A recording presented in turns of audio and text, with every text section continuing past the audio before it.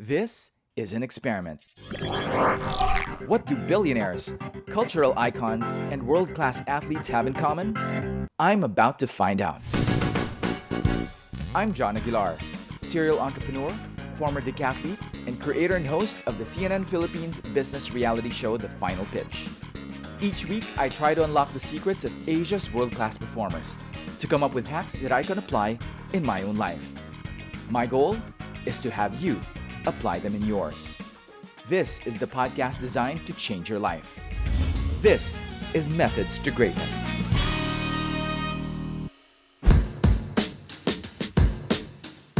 Our guest today is none other than Inbal Arieli. Inbal is a founder at Synthesis, a global leadership assessment firm, and author of Chutzpah, Why Israel is a Hub of Innovation and Entrepreneurship. Born in Israel and raised on hummus and Chutzpah, Arieli fostered her entrepreneurial skills during her mandatory military service, serving as lieutenant in Unit 8200, the Israel Defense Forces Elite Intelligence Corps. After completing her military duties and for the past 20 plus years, she embraced leading executive roles in the flourishing Israeli tech sector.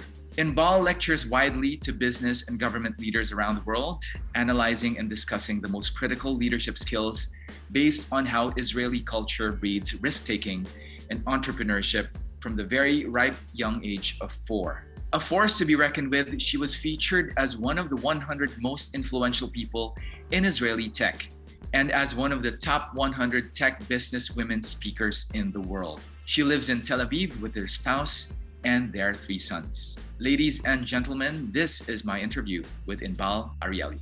Inbal, welcome to Methods to Greatness. Hi, John. It's great to be here.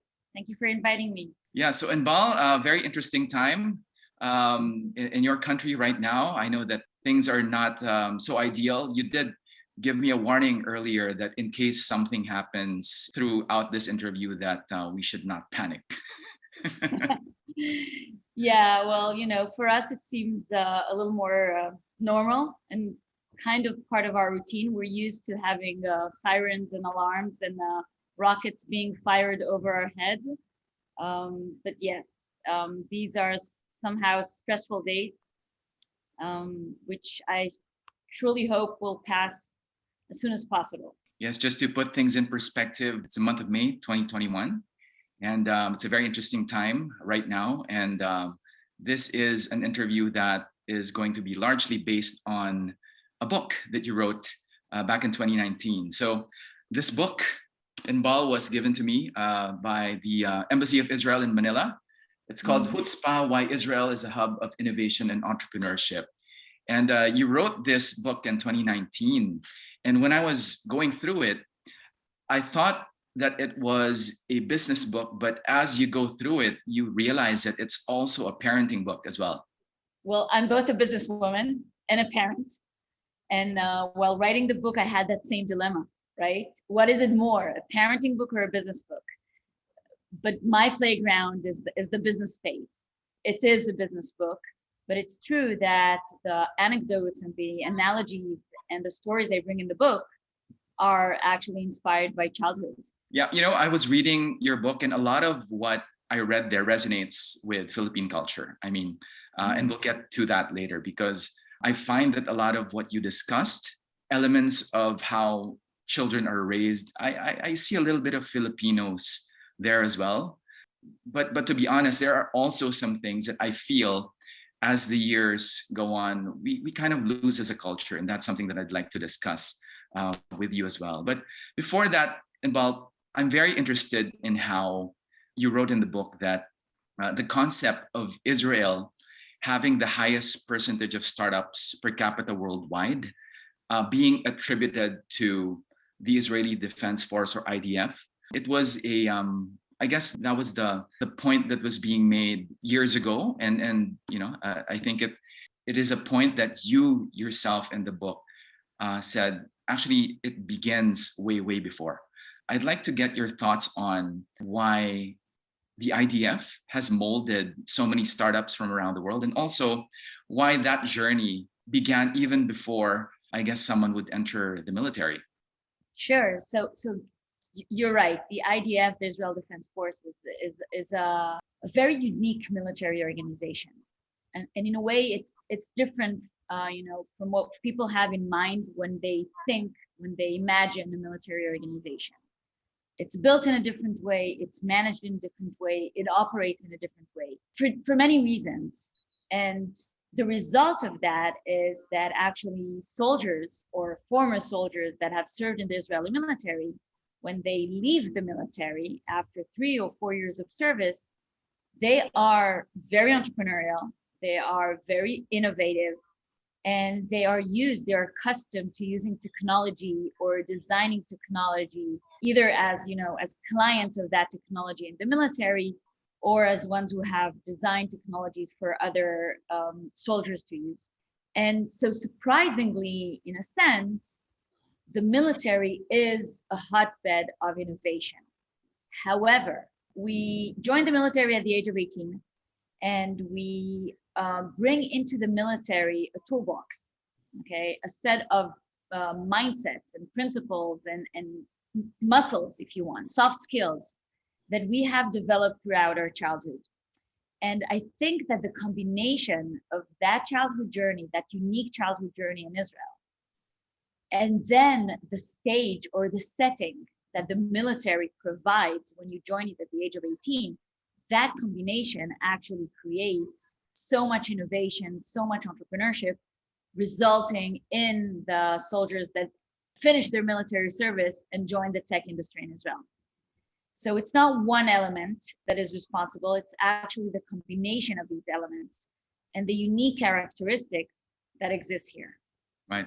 So Inbal, correct me if I'm wrong, but so if you are in high school, you automatically, by the age of 18, it's mandatory. You are recruited, and this is without exception. You are recruited into the IDF, and it's a path that everyone takes. And what's interesting, very interesting to me, is that when you come into it, the way by which you are assessed in terms of your readiness or fitness in whatever, branch of the military that you will get into is driven largely by a set of skills, interviews, mindset that you have coming into it. I'd like to hear from you exactly how one is chosen. And in your case, you belong to, I guess, the elite of the elite with Defense Force Intelligence 8200 unit. And I'd like to find out exactly how one is chosen to be part of that very elite branch of the military. So I will not give all the secrets, right? but here are the principles, and actually these principles can, and in my opinion, should be applied to the business world. So you're right, at the age of 18, most of Israelis, okay, so there are some extraordinary cases of very specific communities that do not join the military. But the overall population of Israel joins the military at the age of 18, men and women, okay? The screening process starts before, right? So at 18, you join the military, but the screening process starts when you're younger than 18. So it starts around the age of 16 and a half. And throughout that last year of high school, you are going through a variety of interviews, tests, screening stages, not much, by the way, okay, because you're in high school and you're actually at the last year of high school, you're going through your exams, you're very busy, and the military gets access to your time very limited. So those screening processes are also extremely effective in terms of, the time investment they require from you. So with the fact that you're only 16 and a half or 17, that you're in high school and you're completely busy with other things, like any teenager around the globe, right? That your understanding of what you're about to experience in the military and what does it mean to be an 80 to 100 intel professional, or to be a combat soldier, or to be, in the Marines, what does that really mean? At the age of 17, you don't really understand. And maybe lastly, but most importantly, you lack the relevant experience. right? So when Right. we hire a CFO to a company, we look at their credentials as CFOs, their experience, and the trajectory they've already gone through. But at the age of 17, there is just nothing relevant in your CV to a military organization. That lack of background, of experience, of knowledge has actually turned into an advantage in the screening process. Because that actually means that we are not focusing on what you already know or what you think you know or your past experience. We're actually focusing on your potential and what you could learn and what you could turn into. And that opens an entire, new world of opportunities, both for the candidates, but also for the military. It is not limited into a specific pool of talent, limiting ourselves by biases that, oh, if you have already taken a company public, you know exactly how to do that. Most chances you'll succeed more in the next role, right? So it opens a new window for opportunities on both sides.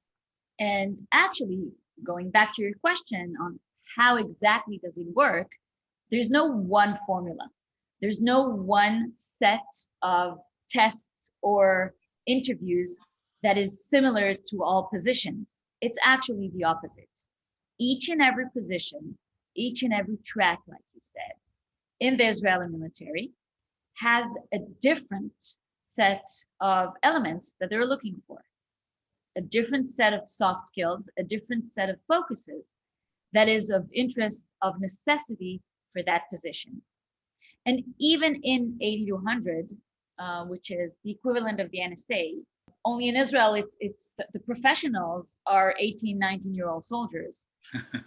That just blows my mind. I mean, at 18, 19, that you're thrust into such the responsibilities are huge. What's happening today? We opened our conversation about, the rockets being fired over Israel, and we have Iron Dome, a technological solution, an incredibly innovative artificial intelligence, machine learning solution that intercepts those rockets, right?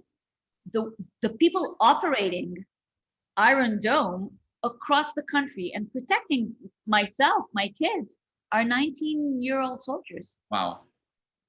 And they did not learn, they don't have 20 years of experience behind them. They were recruited, they were trained in a relatively short training period because, we need them.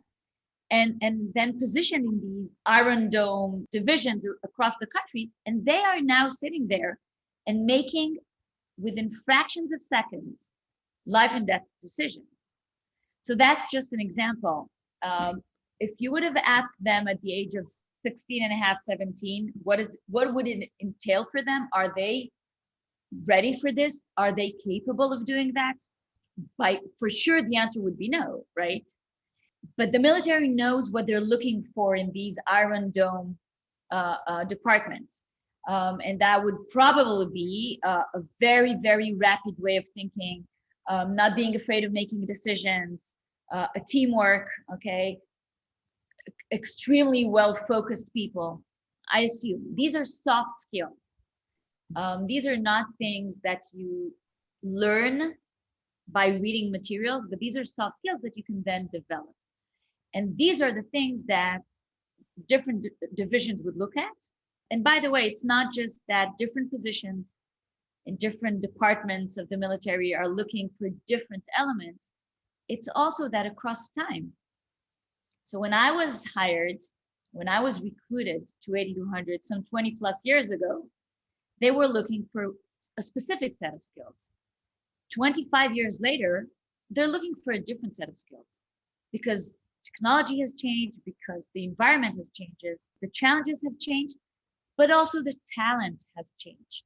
The talent, also the needs of the particular moment. It's no wonder why Israel is widely known as the startup nation. I think the way the military prepares everyone to be able to respond to situations, to be able to think on the fly, to possess the necessary skills, to adapt to the moment, really prepares you well for startup culture. I think it is no secret that the Israelis have been I guess, the secret sauce of a lot of tech companies around the world. You yourselves have created a good number of world famous and highly successful tech companies born in Israel, but for the global market. And I think that's something that we all should learn from. And now hearing you talk about, just even now, May 2021, 19-year-olds being responsible for your safety as a nation, I think it just blows my mind how something like that can prepare a person. I think it instills in you a sense or a value of just being responsible and also making sure that you don't screw up, right? It's life or death. It's something that you are trained to do at a very young age, and I think that's really amazing. But having read your book, Inbal, you make a case of this mindset actually being born not in the military, but way back. This is something that was, I guess, put into your culture or your the way you approach every day as kids, children. And a great example that you gave in your book is a typical Israeli playground. Maybe, Inbal, you could talk to us about how the Israeli playground actually shapes a young Israeli's mind to prepare them for the future. Yes, I really think that, this innovative, resilient, accountable mindset is not just happening at the age of 18 by magical, right? As a magical moment. And it's an evolvement, development that happens throughout our childhood. And so our muscles, if you want, the soft skills muscles are trained from a very, very young age. So let's take, for example, the typical Israeli playground. And there, I think you may found similarities between Israel and the Philippines, where you just let kids, play in a free environment without too much guidance. And I think that's the point there. It's that you do not guide them or instruct them too much on how to play, on how to act. We're used as adults to follow best practices, to look for best practices, to rely on past experience. But kids, actually, if you don't share with them the best practices, they will either find best practices of their own, right? Sometimes it would be the ones that we've realized, but sometimes it will be completely innovative best practices, their own best practices. And so in an Israeli typical playground where you have an average slide and regular structures that you have all over the world, you will see Israeli kids as young as the age of 2, 3, 4, just doing whatever they want. And when I say whatever I want, it is literally whatever they want. If you're a humanistic person and you believe in the, basic goodwill of people, positive, which I am. So 2, 3, 4-year-old kids, they're coming to have fun. They're coming to play, right? And they're looking for an enjoyable moment. So now the question is, how do they play? And they play in different ways. So if we'll take the slide where I spent part of my childhood in Switzerland, I was taught, instructed, guided by adults to climb up the ladder and sit on my bottom and go down the slide. That's how you do the slide, right? That's how you slide down a slide, right? Exactly. And why? Because it creates order and it creates predictability. And it's fun, by the way, right? But there's a way of doing it. Not in an Israeli typical playground. In an Israeli typical playground, you would see kids doing that, but you would also see kids climbing up the slide. You would also see kids just standing in the middle of the slide and waiting for other kids to go under their, right. leg and just like a bridge. You would see kids jumping from the slide. Now, why not, actually? They're having fun, they're playing, it's an enjoyable moment for them. They're just doing it in a different way that us adults want them, because we're looking for control, we're looking for predictability, we're looking for certainty. We are looking for order, which creates more comfort and confidence for us. But it's not how the kids are actually wired at that age.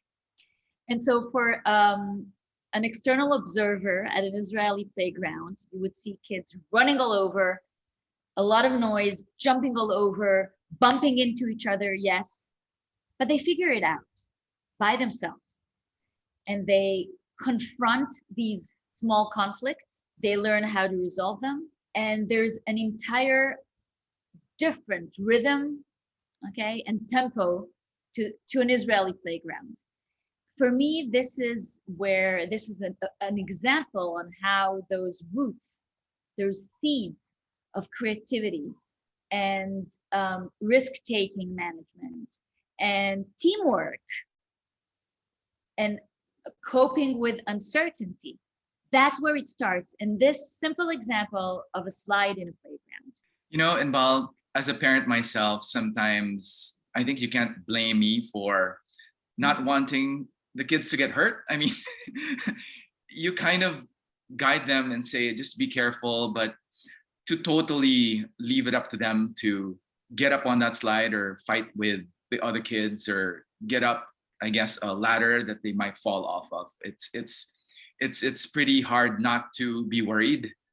But I think also, given what you said, I think even the falling or the fighting, that will happen. And you know, the way parents nowadays, and there are helicopter parents that seem to want to do everything with and for their children. I think also personally that it's a bad thing.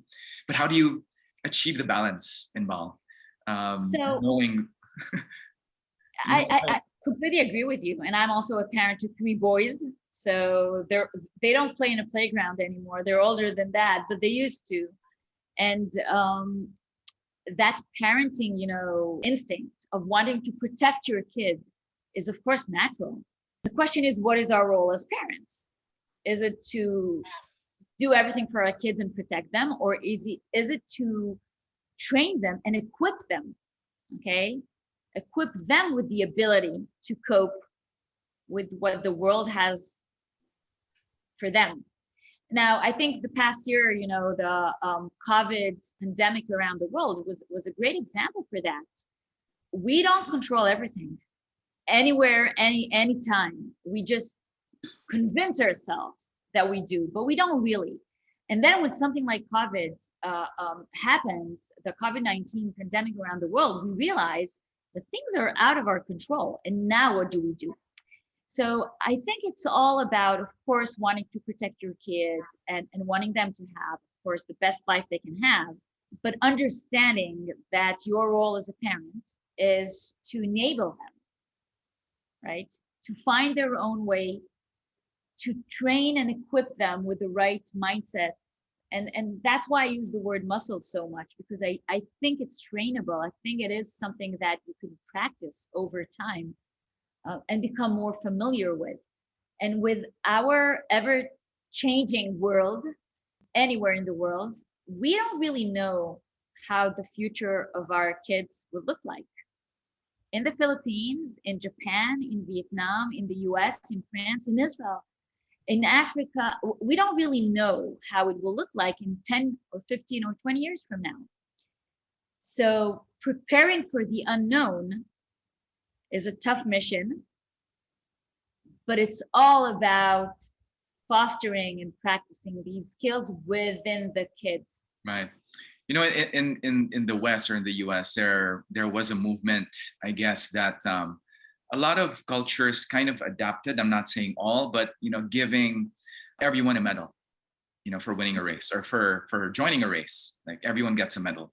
In my day, the only one who got medals were the first, second, and third placers, right? But now, you know, I join a Spartan race, for example, and I get a medal for finishing 58th, right? So there's a different culture now that permeates our world, and I feel sometimes that the new generation, I wouldn't want to say has it easier, but I think the standards for success sometimes are lowered to the point where the acceptance and political correctness just makes everyone accept that, yeah, everyone's a winner. But in reality, what does that do to one's competitiveness and, one's ability to also accept defeat and say that, I did not do well.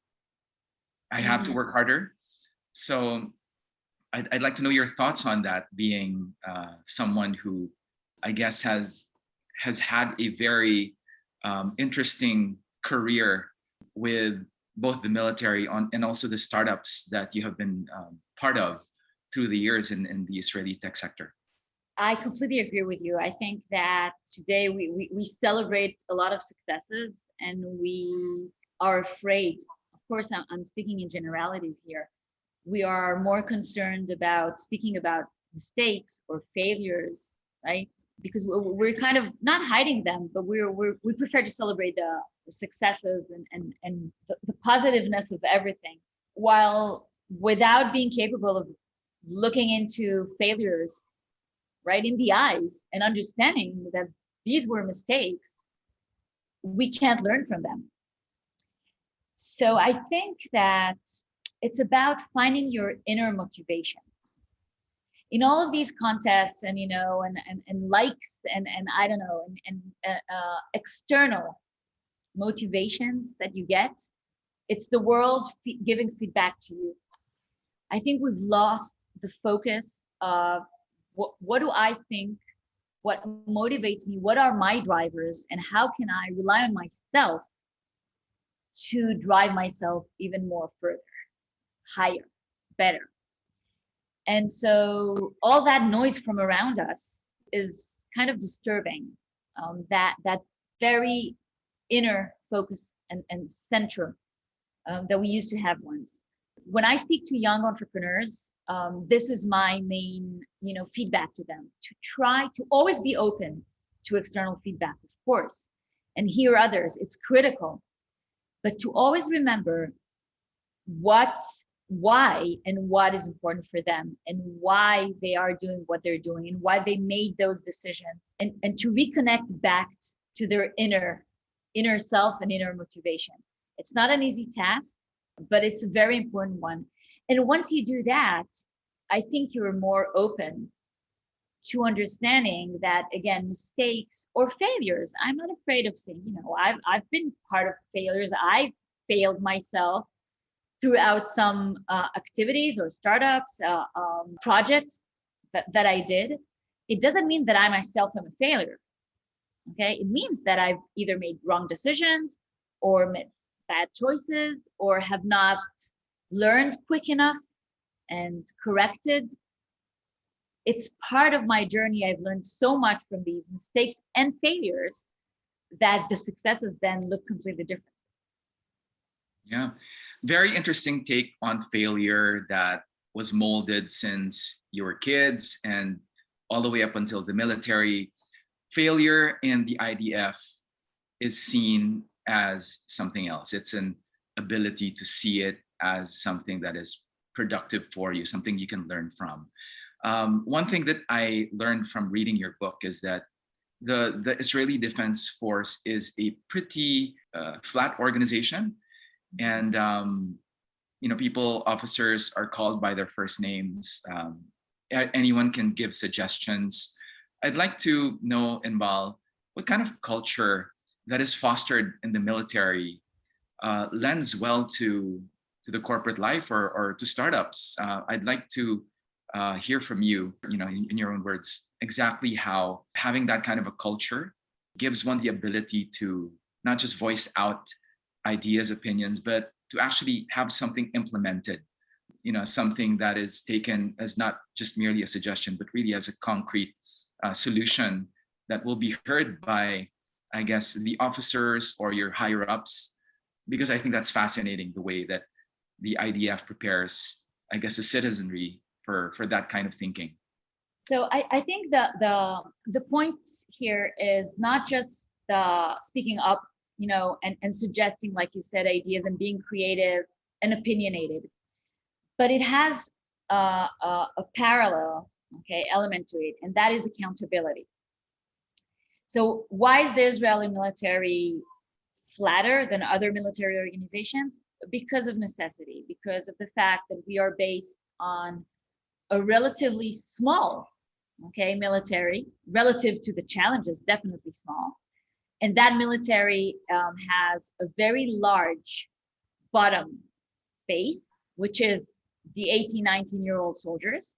So over 90% of the Israeli soldiers are not joining the military for a career. They're coming for their 3 or 4 mandatory years, and that's it. And that is the large base of the military. That is the main component of the military. And you have a very narrow top of generals and commanders, okay? But they by themselves, they're not capable of doing anything by themselves because they're so small in number. And so the idea is, how do you create a culture that not only encourages people to think for themselves, to be not afraid of making decisions, okay, to learn from mistakes. So it comes together. I see a thread, a narrative, that there's a thread in all of these elements. If we want to rely on these soldiers, 19-year-old soldiers at Iron Dome, not waiting for a commander to tell them what to do, there's no time. It's fractions of seconds. Right. If we want to rely on them on making decisions, we need to provide them a setting where they can make mistakes, because otherwise they would be too afraid to decide. If we're willing to provide them a setting where they can make mistakes, we want them to learn from those mistakes. So we need also to have a very open and trusted environment where one can admit mistakes and learn from them. We need to work in teams because we cannot rely on one person alone. And the motivation, going back to the point we talked about, inner motivation, what would ever motivate a 19-year-old kid, okay, to make so big decisions and be responsible for so big things? It's actually the fact that they are heard, that their opinion matters, that someone counts what they have to say. And so this kind of connects everything together, okay? And those elements, they go together. Now, if you think of a startup, if you think of a growth company, yes, you could have the more experienced, C-level executive guiding the way or even telling what to do. But the more you bring voices from the bottom, okay, you let them surface. And not just the voices, but also connected to action and accountability. Then you actually connect between motivation and drive and creative minds and trust and teamwork. And suddenly all of these components reorganize themselves into a more holistic organization. So the Israeli military does that out of necessity, because of the way it's structured, because of the fact that it relies on 18, 19-year-old kids. They will not be motivated just by being told what to do. Won't happen. Inbal, one thing also that really struck me with your book is that you talked about this word called Balagan. For me, as a Filipino, that really resonates with me because Balagan, and I'd like you to please describe Balagan for me, because when I read that, I was like, hey, that's us. That's Filipino. That's very Filipino. In fact, you go outside, you go to the street, you would see Balagan everywhere. It's a good thing and a bad thing at the same time. But I'd like to please ask you, Inbal, what exactly is Balagan, and how is Balagan seen by Israeli culture as something that I guess really molds the way they think and act? So Balagan is also, it's one of my favorite words in Hebrew, although it did not originate from Hebrew, by the way. It originates from Turkish and Russian, and the original meaning used to be the attic, where you used to put all the things you don't need, okay? And it's like this messy space where you just throw everything you don't need there, but you want to keep. Okay. In Hebrew, the meaning of Balagan, and we use Balagan on a daily basis, or not even use it. It's just there. It's mess. It's a mess. Now, when you think of your kids, it's easy, right? A kid's room is, if you would just let them, when they play, you'll have parts of different toys and different games all over, and there would be a mess in the room, right? Yes, you know, we have a 6-year-old now in the house, so I know exactly what you mean. It can right, be it's easy to imagine. So imagine that messiness in everywhere, everything you do at every moment in Israeli life, it's everywhere, okay?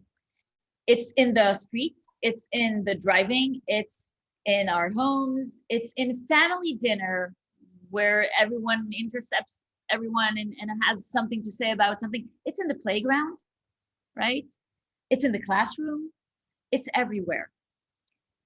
Now, is it all positive? No, of course, like you said, it has its, negative sides to it, because sometimes all you want is some order and quiet and calmness. But here's the thing, in my view, there is huge opportunity in chaos.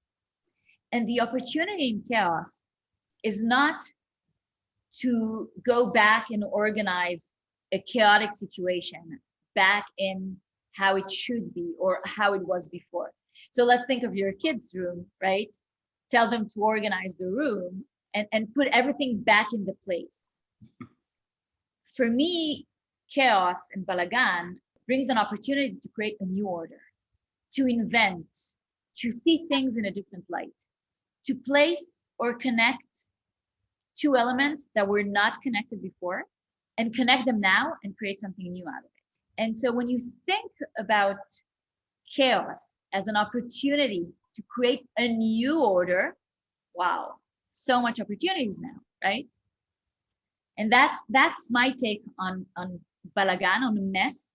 It's actually, how do we embrace chaotic situations that are out of our control, and instead of trying to control them in how we used to know them or think of them, to reinvent them in a completely different way.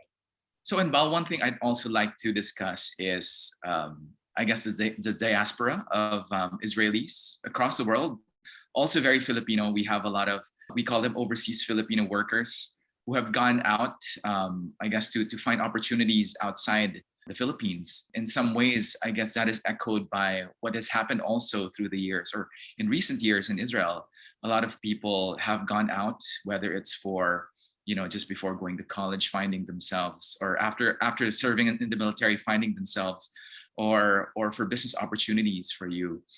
But one thing that struck me with what you mentioned in the book is that there is a very strong sense of community, of Israelis helping each other out once you go out, particularly groups that have been formed, in particular, the Icon group, the We Act group, and the Israeli Mapped in New York, groups that have been formed by very enterprising and very helpful Israelis who have made it abroad and are now paying it forward.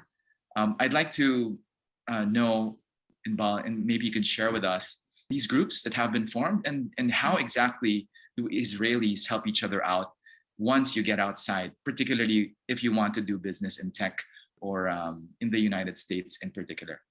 So let's start with the fact that Israel is a tiny country with only 9 million people, citizens, okay, population. So it's a very small country, it's a very small market. And this is why Israeli tech from day one and Israeli startups are actually addressing the global markets overseas, because the market here is just too small for them. Now, when you address the global markets overseas and you are actually sitting here in Israel, in beautiful Tel Aviv, which I love, you're distant from the markets. And you need to find some bridges, right, for the different markets. And there are different ways of doing that. In addition to that, there is a very strong sense of community in general in Israel, or for Israelis.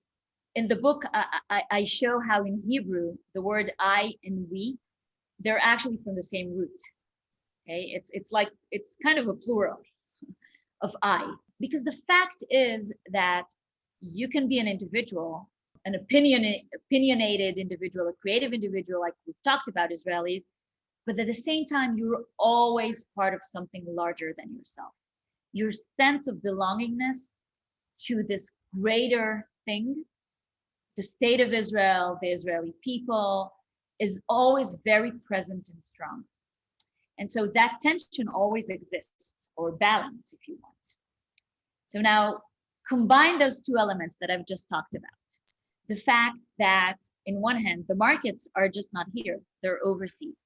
And the second, that Israelis are always feeling part, wherever they are, of a larger group than just themselves. And the result is these different networks of Israelis around the globe.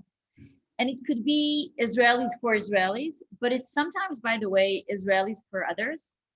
And some of the most interesting examples in earthquakes around the world, I think even in the Filipinos once, different natural disasters and in different occasions, is where Israelis come and help using these networks and bring their goodwill as a group of Israelis to the world. They definitely do that for themselves. And so we have seen a growing number of business networks of Israelis in Silicon Valley, in New York, in Europe, in Asia, in different places around the world, where you have Israelis living there for either for good or for a shorter period of time. And they're always trying to connect and create those bridges for the ones that are still here in Israel. These networks are extremely efficient because it feels like family, right? You immediately have a landing pad where you can actually arrive, and you immediately have a community of people who are willing to help you. In the tech ecosystem, it's extremely important because this is how you get introduced to investors. This is how you get introduced to new talent you may want to hire to your company, to clients. And it's working really well. Yeah, that's amazing, because if you were, for example, a lone founder that were to want to do something in Silicon Valley and you go it alone, forget it, right? That's almost virtually impossible. But what you've created with these groups is that you've actually made sure that there is a support system, a very strong support system on the ground, so that when you eat, like maybe even before you get there, you know who to talk to, Definitely. you will be introduced to the right people. People who have forged the path ahead of you are now making sure that you don't commit the same mistakes, and most likely will increase your chances of making something of your startup. And in a lot of ways, that kind of support system that originally also was what made responsible the success of Silicon Valley, in a lot of ways, Israel has, I guess, made their own, not just necessarily in Tel Aviv, but now all across the world, in terms of how you help each other out, and just having that community of I guess nationalists and technologists really helping each other out to make sure that you succeed. And there was this one interesting story told to me a couple of weeks ago by an Israeli as well, who said that every Israeli who attends a conference or speaks in a conference is an informal ambassador of the country. And this is without exception. I was told that every one of you really is an ambassador of your country, and you're very proud to talk about and share your victories and the things that have made Israel successful. Yes, I mean, we've started our conversation speaking about the situation, right? And I'm a tech entrepreneur and an author, and yet I immediately answered your question.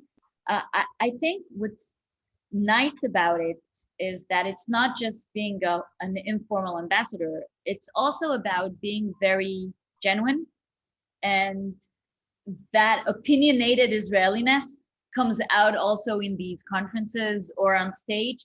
It's just us representing the life that we have or want to have in this country. It's definitely not a formal, representation of a policy or something like that.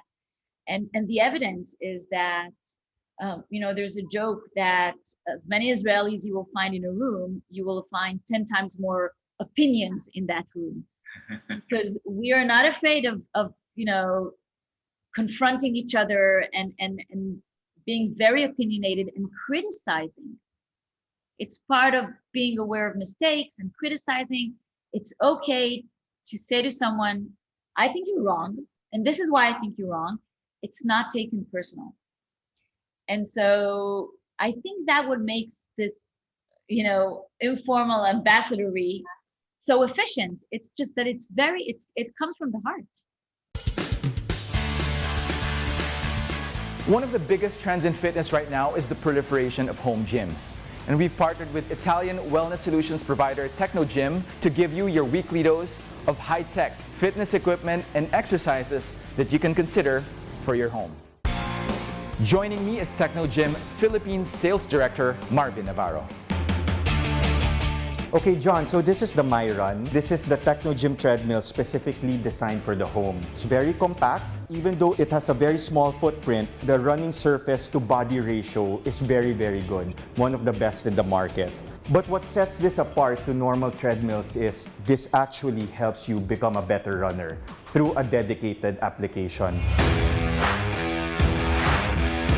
You have the normal slew of exercises, goal training, workout, fat loss, so what you find in normal treadmills. But what we have here is actually a program that will help you become a better runner. So let's say you want to be able to run a half marathon. Then it will ask you right now, what is the distance that you can cover right now? So let's say right now I can do 5 kilometers. And how long can you run that 5 kilometers? Let's say I'm relatively a beginner and I can do it in around 40 minutes. How many times you want to train a week? I'm dedicated. I'll train 4 times a week. And there you can see it will already give you your training protocol, a schedule that you can follow all throughout the week. Once you assign this, it will then sync to your calendar so that you will never miss a workout. So you can see this treadmill can actually detect your cadence, your step or stride length, and also your displacement, how much you're bouncing up and down.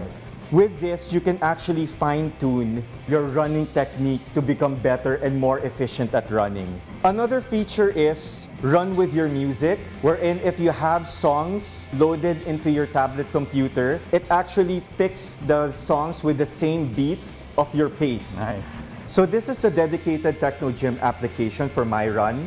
But if you are using any of the popular third-party applications, you can actually use it and sync it with this treadmill as well. Zwift has connected with the MyRun, and then now you can use it with the application. You can start a run, and then there you go.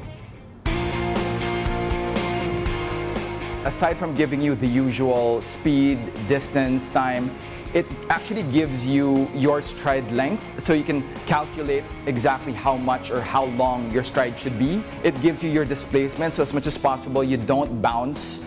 And this, I find, is something that's very unique, and first time I've ever gotten to experience this. It's like having a coach by your side telling you exactly how you should run. So as a runner myself, I think this is invaluable feedback. I'm very, very surprised we already have the technology for this right now.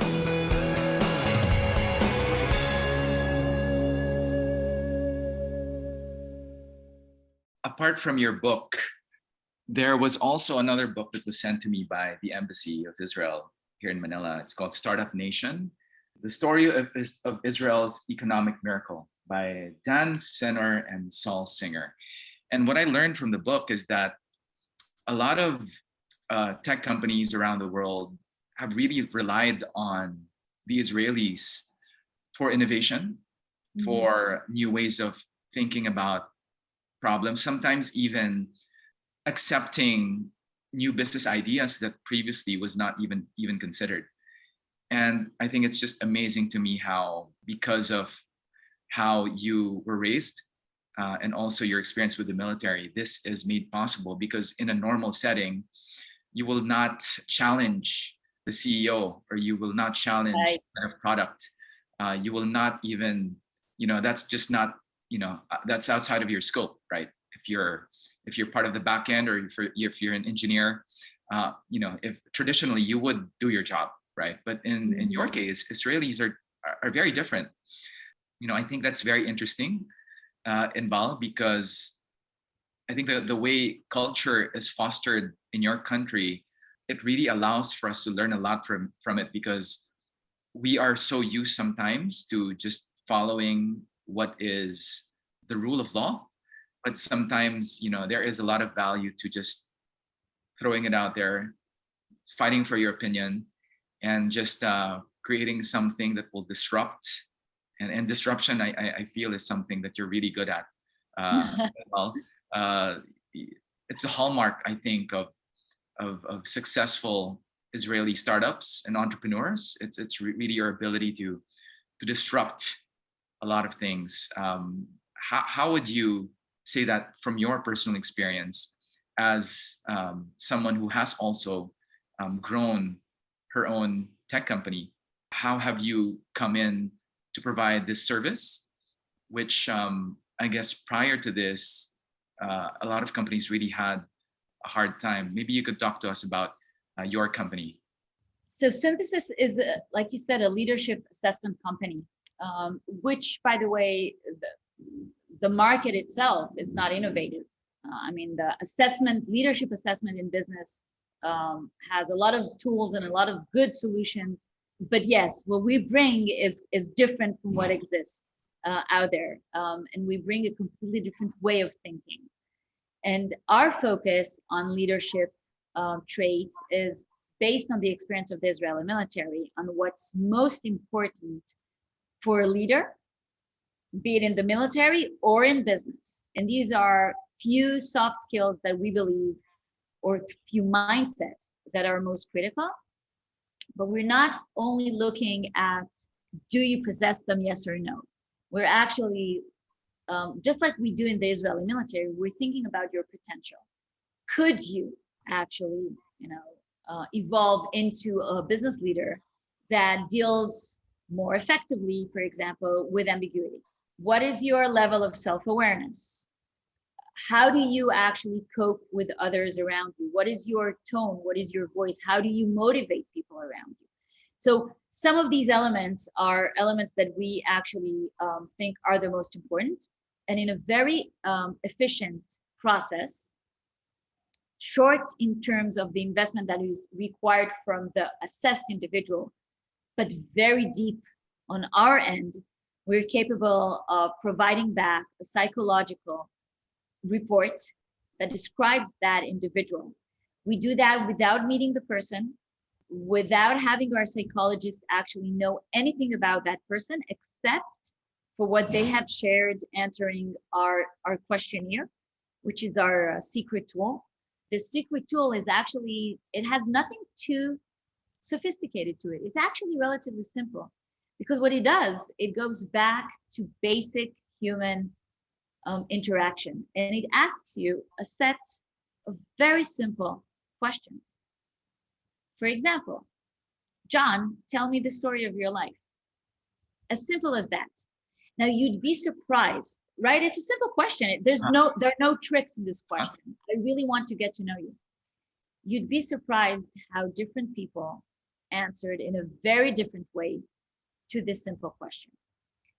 And by how you answer and what you choose to tell versus what you don't tell, and what are the elements that you include in your answer, we're capable of learning. This is just an example, of course.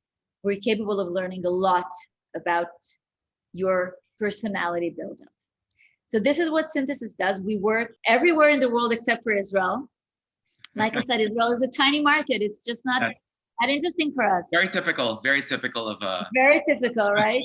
Our main market is North America, but we work in other countries as well. And we work mostly with C-level executives or high-level management of companies. We work with board members. We work with all the C-suite. We work with growth companies. We work with private equity firms when they do their due diligence. We work with companies that are actually in very rapid, changes and are actually growing, like I said, very rapidly. We're agnostic to industries, and we're agnostic to the position, to the profession, because our focus is the individual himself. That's what we do at Synthesis. Our team is actually spread on different continents, and it's a fun and inspiring journey because we get to meet thousands of executives from all over the world and really learn to understand them. It's fascinating. For me as a tech entrepreneur who has always been fascinated by the human factor in business, this is like, the best place I could be. I get to meet and learn and work with these incredible business leaders. And it's just so inspiring. Yes, definitely. I think you are in the right place. Prior to this interview, when the embassy, when I informed them that I will be interviewing you, they said, you will love her. You will love Inbal. She's very good with people. And, it's very, I think it's the psychology component in your business is something that not a lot of, I guess, people or organizations tend to focus on. Sometimes we're too focused on credentials, on what we've done in the past, but really you've put it down to a science where even just a simple interview says a lot about the candidate. So, that's really amazing that you're able to bring that down to a science and really find out, what is this person made of and how is this person the right fit for our organization. Yeah, I'd love to, and this is for selfish reasons, ask you, one thing that piqued my interest when I read your profile is that you have a couple of successful keynotes that you give. Now, unfortunately, I'm sure you would rather be doing this in person, but Yes. yes, one thing that what really struck me was you have this keynote on the secrets of successful interviewers. So, like I said, for selfish reasons, I'd like to maybe ask you for some, I guess, some points that you would like to share with us for anyone right now, more particularly right now, because a lot of people are doing interviews online. And this is a format that we have grown accustomed to. I'd like to know, Inbal, what are the successful, I guess, ways by which you can interview? And I'm not even going to just focus on like an online Zoom kind of conversation, but what are the secrets that you'd like to maybe share with us today on how to interview effectively? So this keynote was actually a result of a request I got for a large VC in the US. After another keynote I provided, they said, okay, we see that you know how to interview people, you know how to assess people, and we are in the business of assessing people, right? A VC. So give us some, some hints on how to do that best. And throughout the building of the keynote, I realized that when most people think of an interview, business, hiring, due diligence, even on a TV show or a podcast, you have a set of questions. You come with that set of questions, and you're mostly focused on getting answer to all these questions. When you ask me the question, you actually use the word conversation. And I think my first tip is that any interview should not be a set of questions. It should be a conversation. Right. So of course, do your prep work, come ready, think about what you want to ask, have that list with you, but don't feel that you need, to check all the questions. Because by doing that, the flow is completely, ruined, and you may miss so many interesting things because you don't know, the questions, you don't know what answer I would provide. Right. And my answer, they have in them a lot of more leads to more questions. So the first thing is any interview, in my opinion, should be a conversation. The second thing is that people are often very busy with talking themselves, speaking on their side. Now, there are studies that show that for example, in hiring interviews, it's counterintuitive. The more you speak, if you are the assessing person, if you are the person who's hiring, the more you will speak, the better you think the candidate was. It doesn't make any sense, right? And why is that? Because when you hear yourself speaking out there, you hear what you want to hear. Right. Okay. So when the proportion is that I do most of the speaking and the candidate does less of the speaking, which is the average dynamics, actually, I come out of the interview and say, "Oh, that was a great interview. This candidate is great." I didn't really hear them. I heard myself. Right. Okay. So the second thing is practice doing as little speaking as possible and keep most of the time for the other person to speak. It sounds very obvious, but it's not that simple because we're smart people. We're opinionated. We want to share our opinion. We have something to say about it. The third thing actually connects to that. And that is, what do we do when there's silence? So we don't like silent moments.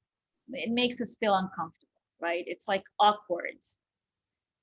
But actually, when you pause for a second and there's a silent moment, if you're not continuing the conversation, most probably the second person will. Someone will. Now the question is, who will? We just feel very uncomfortable, so we immediately want, to save the conversation and keep speaking. But if we'll pause for another second, usually what happens is that the second person will come up with deeper thoughts and insights than where they stopped. And try that with your kid, John, actually.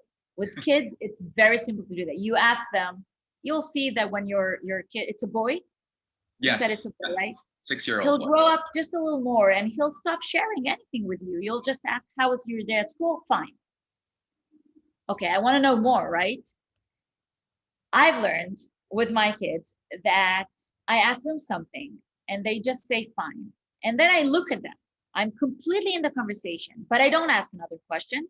There are like 4 seconds of awkward silence, and then they start, it's like an onion. They start peeling what fine is. And they start telling more. And I wait, and they tell more. And so with kids, the results are immediate. If only we could, keep quiet, but it's very difficult as a parent. If only we can keep quiet. Sometimes we feel like we need to be the one to initiate the flow of the conversation. Sometimes we just really need to not say anything for them to open up more. Exactly. And I think that the fourth thing, and I'll say two more. The fourth thing is there's usually, a dynamics within a conversation, within any interview or any conversation. There's one side who's doing asking more questions. The second side is supposed to answer the question. What I try to do in every interview, especially, in business, where I'm interviewing people for different positions or different assessments, is to shake those dynamics, is to try and create a different dynamic. So for example, I would ask them if they have any questions for me. Now, this comes as a surprise to them typically. But I do that not just for shaking the dynamics, I do that also to see what they're coming with as an answer.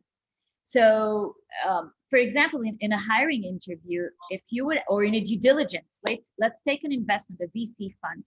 Sure. Interviewing a team for due diligence purposes. Where the dynamics are really not equal, right? They would ask at the end, okay, what questions do you have for us? Many entrepreneurs would ask very tactical questions about the process, about, okay, so what's next? When will you contact us next? When will you make the decision? Things that are very tactical. Very few entrepreneurs at that moment will ask the relevant questions. Why do you want to invest in us? Now, that's a fair question to ask a VC because you want to better understand why they're interested in you. What do you think we could do better? I don't know. More strategic questions. Now, by shaking the dynamics, you don't only get their questions, but you also get how they think. And the fifth thing, we're at the fifth thing, goes back to something you said, and that is that we are often focused on the data that we collect at an interview, right? What she answered, what she said, what she chose not to answer. We sometimes ignore how we felt. So what feelings did I evoke in you in this interview? What feelings did you evoke in me? These feelings are important because most probably the feelings that I evoked in you, they say something about me. If you interview someone and they make you feel very stressful or tense, there's a reason. It's not by coincidence. And so it's not important only to focus on the data itself, but it's also very important to try and understand the spirit of the conversation, the feelings, and ask yourself that simple questions. What feelings did they evoke in me? Involved feelings have a lot to do with subjective interpretations of, I guess, gestures that are made, whether the person resonated with you at that particular moment.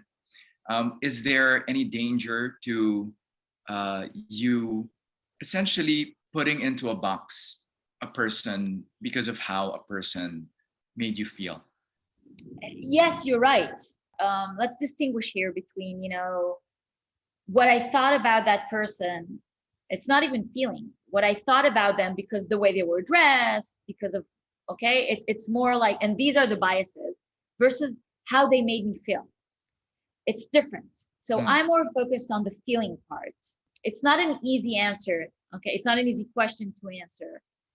But with feelings, I could connect to someone who's, doesn't speak my language even, okay, and looks completely different. But something in the dynamics would make me feel positive about them. Now, I'm not ignoring biases, and you're completely right. By the way, this is why at Synthesis, at our company, we base our assessments on narrative psychology, on things you write. And like I said, our psychologists, they do not meet. They know nothing about the individuals they assess, except for what is being told through the words. Okay. But feelings could be conveyed even through the words. Okay. So it's two different elements. Biases, yes, we need to be aware of them, but eventually we're human beings. And there are different ways of minimizing, I wouldn't say overcoming, but minimizing, biases in different ways. But the topic of feelings is a different thing. And the answers to how to address that the solutions are completely different than how to overcome biases. And when it comes to pitching, so a lot of Israelis have been known to create really great solutions. And I'd like to know from you, have you experienced any of your peers, perhaps yourself, moments wherein your particular way of doing things, thinking about things really helped you when it came to pitching your idea, your company, your thoughts to whether it's a panel, a client? Is there anything that we can learn from how Israelis are in terms of how they think about things that we can learn from when we pitch to people? So I'll start by saying that I think the ones who have to learn most are actually the Israelis. Okay. In this case, okay, we're very good. We're very good in finding solutions, creative solutions, being very innovative. But the packaging, the storytelling of things, again, in generalities, of course, this is less of our strength. However, we have a lot of learning to do there. And I know that when I work with younger entrepreneurs and early stage startups, I put a lot of emphasis on trying to guide them into the importance, okay, of how to tell the story. Yes, it's funny you said that because I was just trying to find in very diplomatic words how to get that from you, because someone from the embassy actually said that Israelis have a harder time with that and need help with that. So I just really also wanted to find out if you would echo that statement with that indirect question. Exactly. But you see, in the book also, you'll find the word dugri in one of the chapters, right? Bottom line, straightforward. You can just ask me whatever you want. Worst case, I'll say, you know what, John, I prefer not to answer, but you should ask me whatever you want. This is the Israeli way.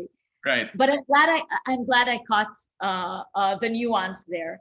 So we're not great at pitching. We're not great at storytelling. We're not great at packaging. We've made progress, but it's far from being, a skill that we master. However, I think there's one thing that could be learned from the way Israelis pitch unsuccessfully. And the one successful element there is their agile or their flexible way of pitching. And what do I mean by that? So when you work with, for example, a US-based startup accelerator, there would be very clear guidelines and best practices and structures that actually work on creating the right pitch. Okay, and startups would go through this, checklist and have a great pitch. They would typically learn it by heart. They will know it. You press play, middle of the night, they know what to say at any given moment. And it works. What doesn't work there is adapting that pitch with nuances to the person in front of you. And I think that is what works for Israelis in their chaotic Balagan pitches, is that because of the fact that they don't put too much emphasis on the structure and having a clear narrative, one size fits all pitch, what they do is they come into a conversation, and so their pitch would sound differently to a client versus an investor versus a big client or a small client, a tech savvy client or a non-tech client. And they will do that not because of a strategy. They will just do it because they're coming into the pitch, coming into a conversation. Right. And it will be much more adapted to the person, to the human being in front of them.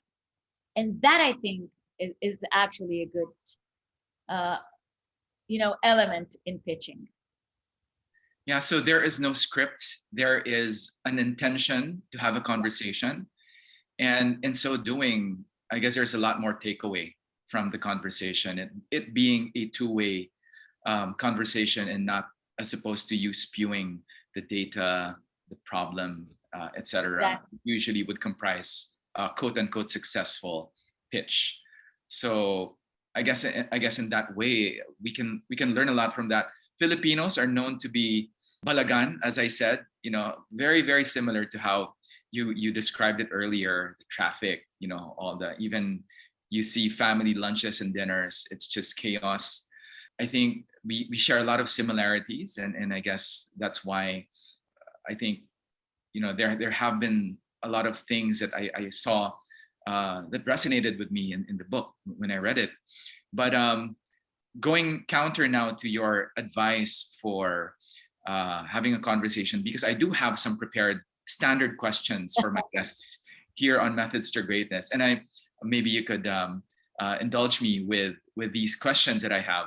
But first of all, I'd like to know, Inbal, what is it in you that makes you Asian, or in particular, what makes you Israeli?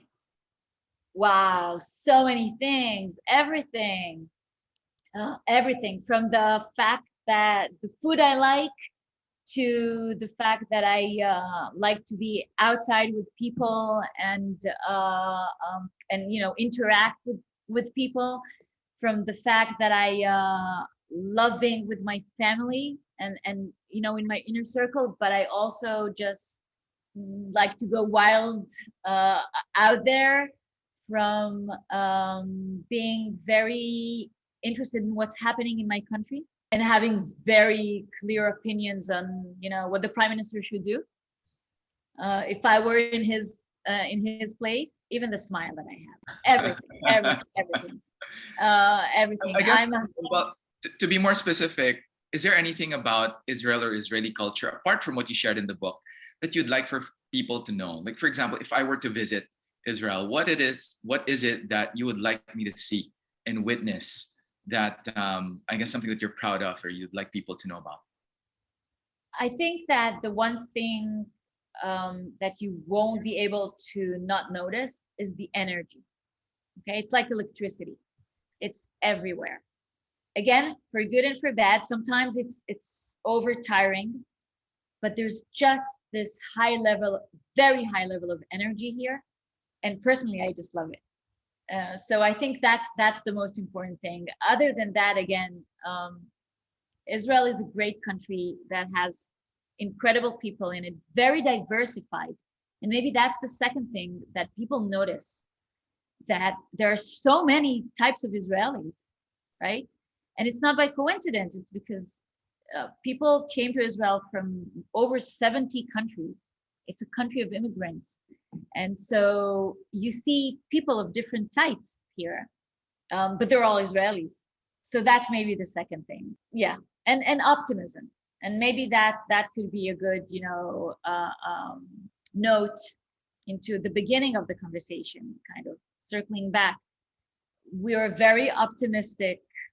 We believe that things eventually will turn out okay, but we don't sit and wait for them just to turn and be fine. We make it happen. We're very proactive in driving things to be better. Inbal, I'm not sure if you ever have, but if you were given a chance to give a commencement speech, I'd like to know, what would your message be to graduates right now, particularly at this time? It's very challenging and there's just so much uncertainty in the world. What would be your message to young kids who are coming into this new world where you don't know what's going to happen, but at the same time you have to have a sense of optimism, like you said, for what young people can do and achieve and create in this new world? What would your message be? I would tell them that what they don't know is much more important than what they already know, and forever in their lives. And that they should always, always, always keep asking questions about what they don't know, and about themselves, about the world, about their activities, about their choices, about anything around them. To keep asking questions, figuring it out or thinking you figured it out, and then asking questions about the other things you don't know, and focus on the things you actually don't know instead of focusing on the things you do know. Inbal, let's talk about grit. Grit from the perspective of someone who has, I guess, I don't know if survive is the right word, but things are very different in Israel. The way you were brought up, the way you're handling the current crisis right now. What kind of, I guess, grit should one possess to be able to ensure that you successfully transcend all of these challenges, and everything also within the context of making sure that all of this is done, making sure that you still progress? I mean, you are amazing in terms of the kind of things that you've done as a nation, yet constantly bombarded with these challenges. I'd like to know what that says about the kind of grit that you have to possess as a person, being where you are, doing what you do. I think that, as one individual, you don't ask yourself all these big questions. You just operate. But you operate with a tailwind, okay, that helps you move forward. And Chutzpah, the book, was released in English, translated then into Hebrew, but since then it has been also translated into a variety of languages. In Korean, it was released in South Korea, in China, in Japan, in Taiwan. It's coming out in Vietnam and in a variety of countries. I'm always asked, what is the formula? What is the element? How do you do that? And my answer is that there is no formula, actually. So I don't have one solution or one formula for everyone, and not for all Israelis. I think it really depends. It's like, when we were in high school, or for those who majored in math later on, a weighted average, where you have a set of elements. They all are present in the equation or in the formula, but they have a different weight. And based on that different weight and the combination of those different weights of the different elements, the results will be different for each person. And so my answer is that I know what works for me today. By the way, it's not what worked for me 5 years ago or 10 years ago. And it's definitely not what will work for me in 10 years from now. It's all about this elasticity and flexibility and the willingness as human beings, as individuals, to evolve. So I think the most important part in the grit is that you've talked about, is that openness and willingness just to develop and evolve and understand that we are not the same person throughout our lives. Does that answer your question? Yes, for sure, for sure. And it does lend a perspective to, there are a lot of quote unquote gurus out there who subscribe, this is how you should, but I think that's a very Israeli way of thinking of things, and definitely something we could learn from. But also, I'd like to get to my final question, Inbal, and this is, as a parent myself, I'd like to know from your perspective, and as you said, your kids are all grown up now, and I'm sure they're doing well to have parents like you and your husband. But what would be your advice that you could give to a parent who is raising children in a world where they would like them to commit their own mistakes, but at the same time, it is a scary world, particularly now. Let's pretend that there's no pandemic, but if you were to release them into the world in the future, how can you give your children that sense of independence, that they can commit the same mistakes, while at the same time making sure that these are mistakes that I guess you can live with? Meaning, I guess, something that, no one wants their children to, get into drugs or, make serious mistakes that could impact the rest of their lives. But how do you strike a balance in this very scary world that we now find ourselves in?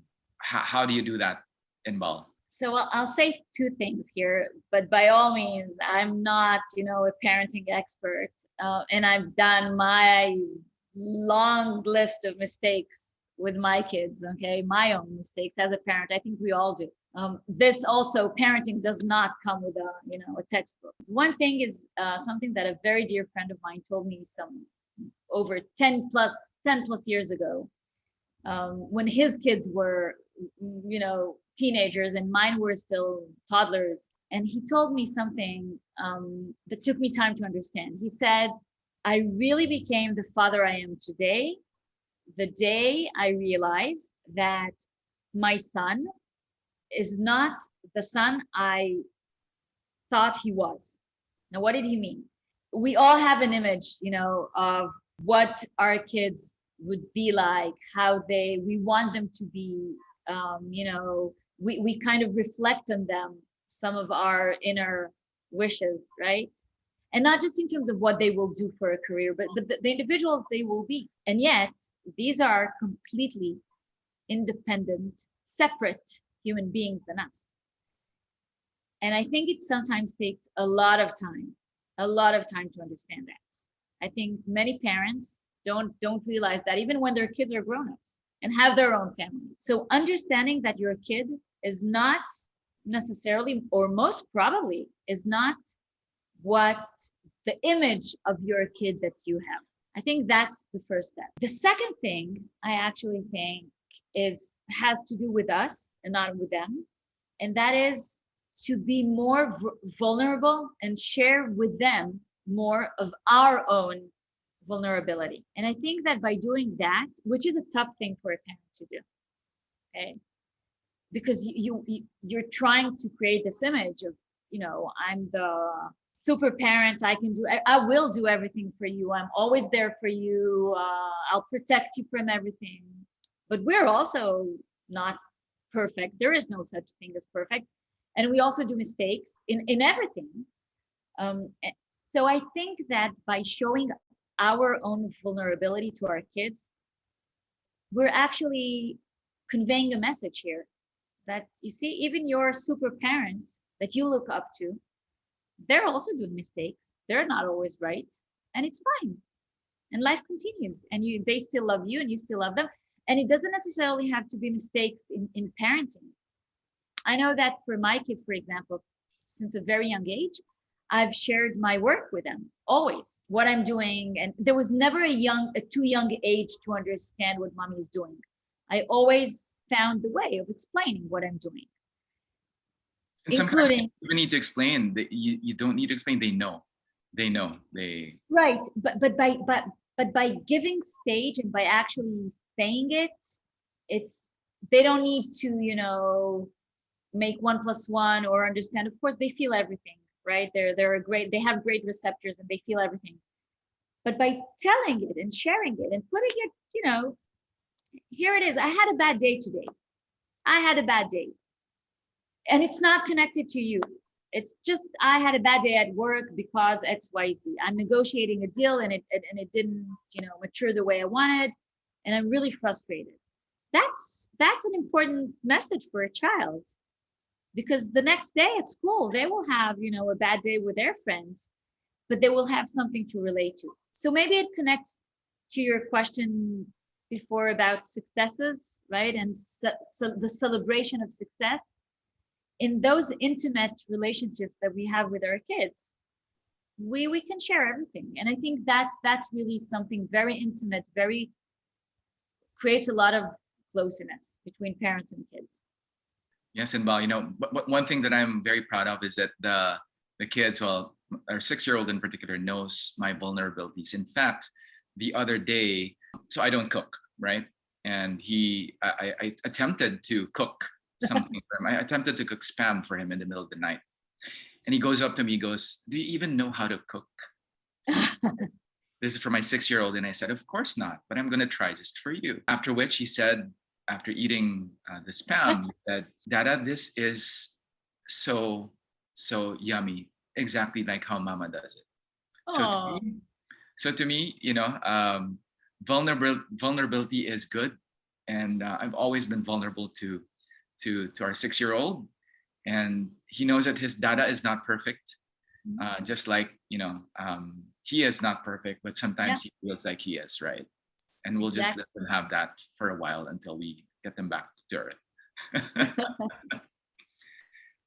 Inbal, thank you very much for sharing your insights with us.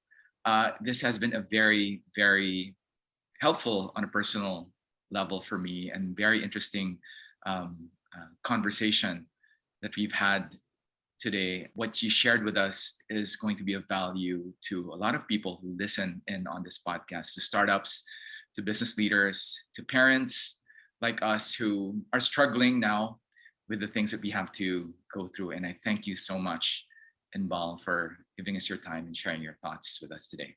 So Inbal, before we let you go, please talk to us about your book and invite our viewers, our listeners to get a hold of it. I understand it's in different languages now.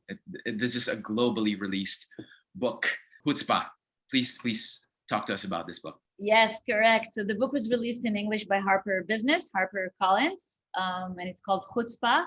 But the world is actually fascinated by the same topics of those skills for the future, and how can you foster them and how you can practice them in the context of business, but not limited to business, just like our conversation.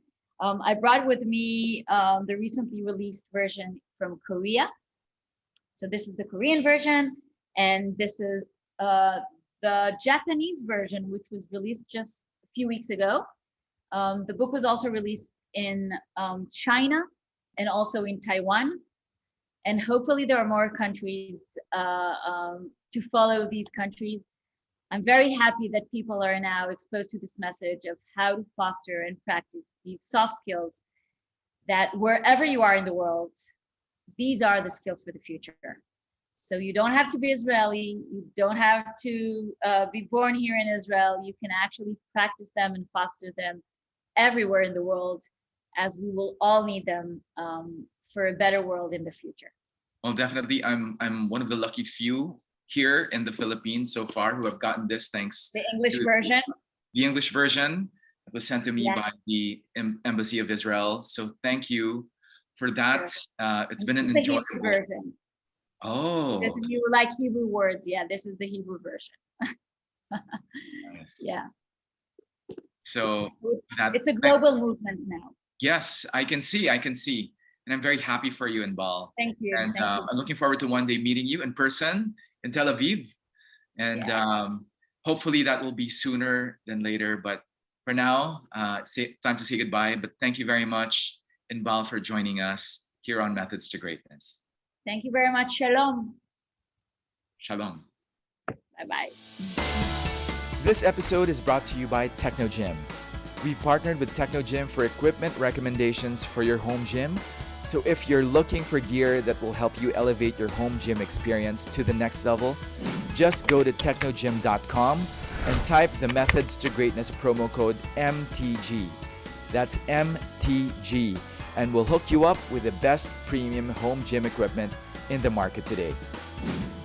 If you would like me to interview anyone on the face of the earth and want them on the podcast, or if you want to collaborate with us for future content or sponsorship opportunities, or if you just have any recommendations on how we can get better, just send us an email at john@methodstogreatness.com. That's john@methodstogreatness.com.